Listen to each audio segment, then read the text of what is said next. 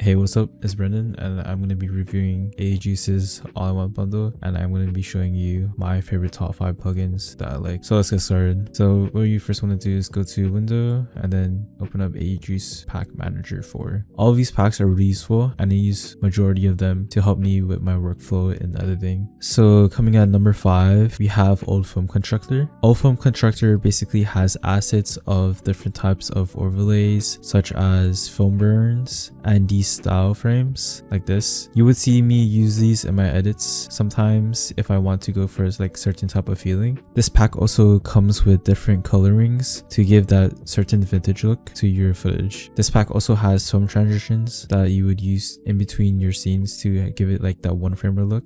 Okay, so now we're going to test out some of these assets from the Old Film Constructor on these clips. So we're going to use Tokyo Go for an example. Okay, let's try out one of these transitions. I really like this one because it has like text going on. So how you want to use this is by clicking on the layer you want it to apply to, and just click the download button right next to the preview. From here, it gives you like the whole video layer that you can mess around with and change the blending mode. Say you want to put it to a different blending mode like add or like multiply. That looks pretty cool. Let's animate our opacity.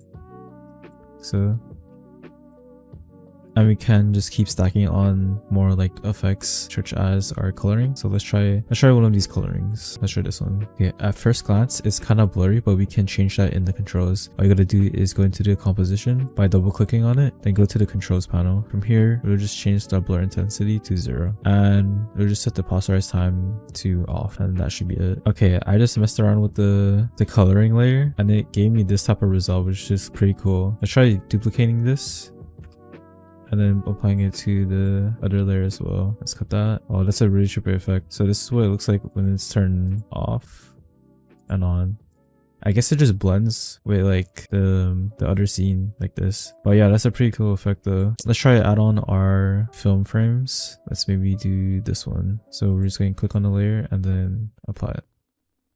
Alright, for our final touches, let's add some dust and scratches. Let's try this one. Alright, so this is what we made so far with our Old Film Constructor. It looks pretty cool. It has a lot of visuals going on, and I would say it's really useful if you're trying to go for that film type of look in your edit. At number 4, we have Prism. So Prism is like this trippy effect where it has like multiple versions of the subject, and it gives that glass light leak look, which I really like. So let's make a new composition and select our clip. Let's cut this and apply the Prism effect to it. Let's choose this one right here, the special prism. So off the bat, it has like a nice blur look to it, and it has like a duplicated like effect on his hair on this side where you can see like another version of him. You can also change the settings as well in here. Let's change the hue of the chromatic aberration as well as the lightly color, and change opacity a little bit. This is a pretty cool effect to use mainly on like solo subject characters because it gives like a nice blurred background to it, as well as like a nice duplicated effect on the sides like a prism. And this is what it looks like off and on. It's very nice, and there's different versions of this that you would check out. Prism has a lot to offer with the amount of different categories this bundle has. I would suggest using it on solo characters mainly because that's where it best performs at. My third favorite pack from this bundle is VHS. So what VHS has is a lot of VHS glitches as well as different types of titles and distortions. I mainly use it for the VHS look, but you can also check out what it also has to offer. So for VHS, you can choose different types of looks you want to add to your video. I mainly add this rainbow type of VHS because it looks very like appealing. So let's download it and put it onto our video. This is what the effect looks like, and you can always customize it in the control panel here. So let's turn on checkboxes for here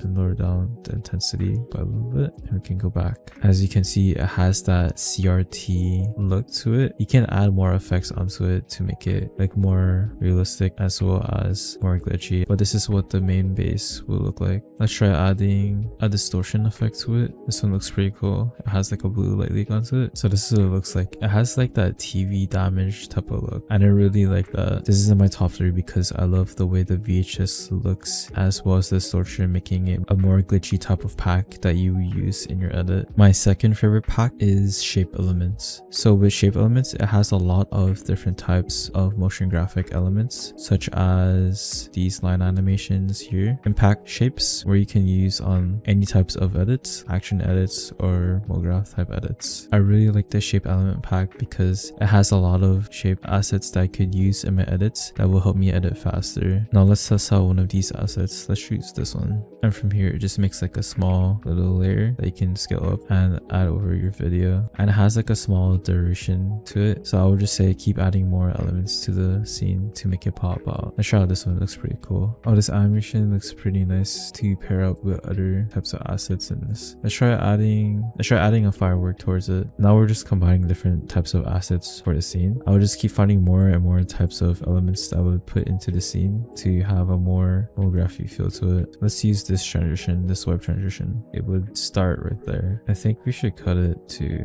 So right here, then right there. So there's not that much of like a delay for it. This is pretty good if you want to transition through like any simple motion graphics besides anime. I would use this type of stuff. This is a pretty useful pack if you want to just drag and drop any like simple motion graphic stuff towards your scene and just like have it like as a small filler towards it, like this or this. And finally, my favorite pack from this bundle is Cyberpunk Hud 2. So from here, you have a lot of elements that looks like HUDs that you would use in edits.